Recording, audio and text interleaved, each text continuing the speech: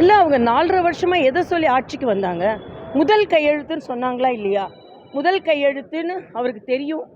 இது வந்து supreme கோர்ட்டோட order. முதல் கையெழுத்து போட முடியாதுன்னு தெரியும்.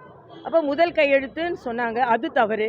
அப்போ மக்களை ஏமாற்றி ஆட்சிக்கு வந்தாங்க. இன்னொன்று, லட்சக்கணக்கில் கையெழுத்து வாங்கி 1 கோடி கையெழுத்து வாங்கி நான் வந்து பிரசிடெண்ட்டை கொடுக்குறேன் அப்படின்னு சொன்னாங்க. அதுக்கும் மாணவர்களை கட்டாயப்படுத்தி கையெழுத்து போட வச்சாங்க. ஆக தன்னோட ஆளுமைக்கு உள்ளே இல்லைன்னு தெரிஞ்சப்புறமும் பொய் சொல்லி தானே வந்தாங்க. பொய் சொல்கிற நல்லா தெரியும், அவங்க முதல் கையெழுத்து போட முடியாது. அப்போ முதல் கையெழுத்து போட முடியாதுன்னு சொல்லி இன்றைக்கி ஆட்சியோட கடைசி நேரத்தில் வரும்பொழுது, கடைசி கையெழுத்தும் போட்டு கொண்டு இருக்கிற நேரத்தில் இது கடைசி கையெழுத்தாக இருக்கும், அவ்வளவுதான். அது மட்டும் இல்லை, இன்றைக்கி சிங்கார சென்னை 4.5 வருஷமாக சிங்கார சென்னைன்றது இன்னும் அடிப்படையிலே தான் இருக்குது. சிங்கார சென்னை முழுமையாக எந்த பணி நிறைவடையவில்லை. அதனால் எல்லாமே இன்கம்ப்ளீட். அவங்க ஆட்சியை கம்ப்ளீட் பண்ண போகிறாங்க, ஆனால் எல்லா திட்டமும் இன்கம்ப்ளீட்டாக இருக்குது. அதுதான் இன்னையோட நிலைமை.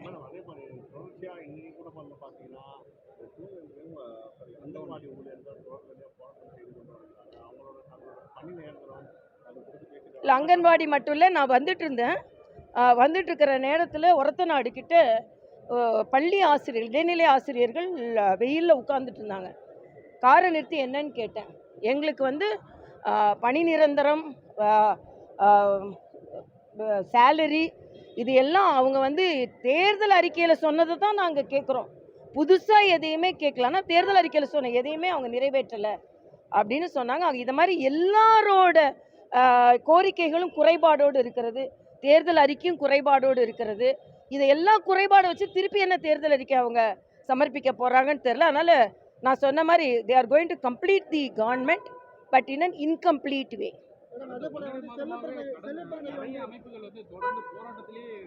ஆமாம், அதாவது தமிழ்நாட்டில் யார் போராடலைன்னு கேட்கணும், யார் போராடுறான்னு தான் கேட்பாங்க. ஆனால் யார் போராடலைன்னு கேட்குற லெவலில் நம்ம இருக்கிறோம்.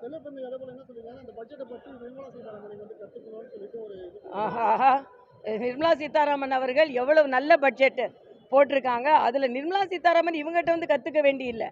இவங்களோட பட்ஜெட் எவ்வளோ மோசமான பட்ஜெட். இப்போ தஞ்சையில் விவசாயிகள் சொன்னாங்க, எங்களை ஏமாற்றிய பட்ஜெட்னு. எல்லாரும் ஏமாற்றி கொண்டிருக்கிற பட்ஜெட் இல்லை, இந்த தேசத்தையே மாற்றி கொண்டிருக்கிற பட்ஜெட் மத்திய பட்ஜெட்.